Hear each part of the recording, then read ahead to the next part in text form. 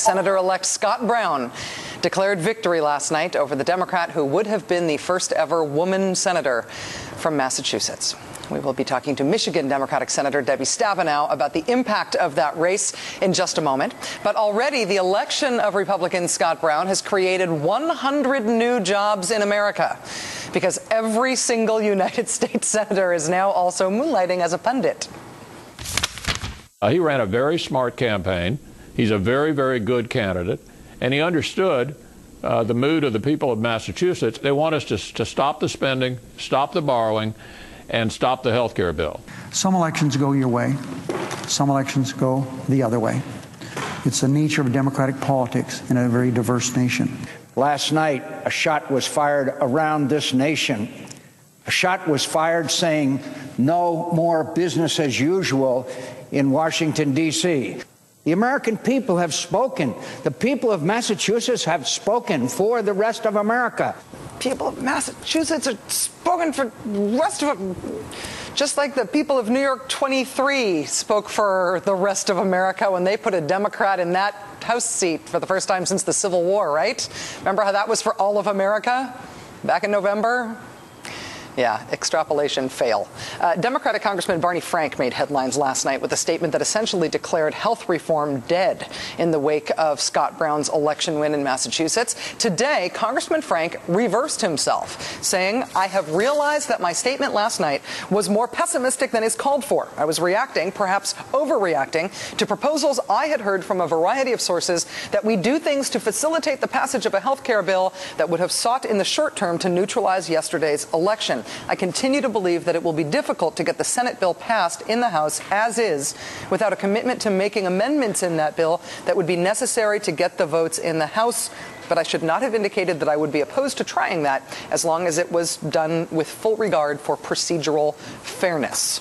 So with that, I didn't really mean what I said yesterday's statement. You can take Barney Frank out of the column of those who have reacted to last night's special election by advocating that the Democrats legislatively surrender in order to wring the maximum possible political benefit out of this one special election. Republicans have been describing that election as a revolution. The Scott heard around the world.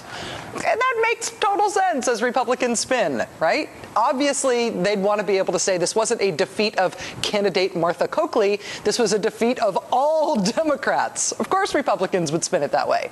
And many masochistic Democrats like to think of it that way, too. Losing. Past the spin, though, here's what remains.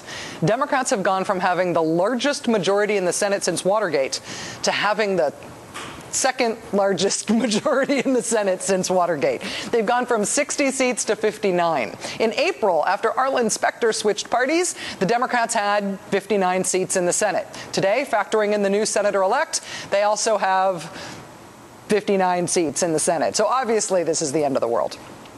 Even without 60 senators now, Democrats still have giant majorities in both the House and the Senate. And the question is what they're going to do with those majorities now that they don't have their magical, mythical unicorn to play with anymore. We had a really good time making that today.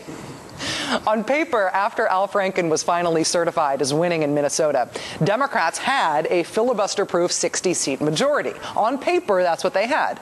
But in reality, those 60 votes included a bunch of senators who really had no interest in voting with the rest of the Democrats on much of anything. Their little unicorn, their little myth of 60 reliable votes led the Democrats to draft policies in a way that they thought maybe could get all of those 60 votes. Instead of working on the most effective possible policies that could still get a majority vote, Democrats have been throwing lassos at this mythical beast, trying to find the perfect, most conservative possible, but still theoretically democratic solutions to every problem in order to earn these 60 votes that they'd love to believe are theirs. And in trying to accommodate guys like Joe Lieberman and Ben Nelson and Evan Bayh, they came up with watered-down Republican-light policies that were, frankly, less effective. Hello, smaller stimulus just for the sake of being smaller. Remember that? The way that you build political momentum is not just by having attractive individual candidates. It's by winning. And it's not just by winning elections, but by being associated with winning policies. Politics and policy are two different things, but they are linked things. By winning elections, you get the ability to affect policy. By affecting good policy, you win more elections. And hitting the 60-vote threshold made Democrats worse at policy. It made them think they could lasso this unicorn. They could get every Democrat on board and still maintain good policy, even when some of those Democrats found it to be in their political interest to just say no to everything in order to be seen as kind of a Republican-ish type of Dem. And that unicorn is now gone after last night's special election. And the choice for Democrats is either to throw up their hands and say, well, the Republicans say we need 60 votes for everything, so I guess we can't ever do anything now. Or they can say, hey, we've got 59 votes. It's not filibuster-proof, so let's not continue to concede that for the first time in American history, every single vote of consequence in the United States Senate will be subject to a filibuster and will take 60 votes. Either get rid of the filibuster because it's being abused in a way that it never has been before. Look at that chart. Or at least change the rules of the filibuster.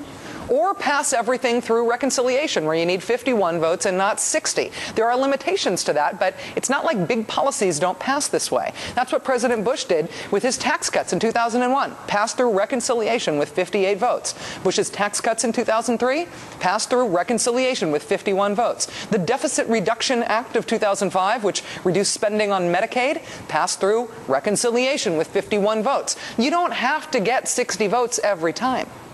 And now that 60 isn't even theoretically possible, with Republicans pledging to vote no always on everything, now that the mythical unicorn of the 60-seat majority is gone, it's time for Democrats to choose a path forward. Either quit and let the party with 41 votes control the agenda, or fight with 59 votes and give people a reason to vote for you again. Joining us now is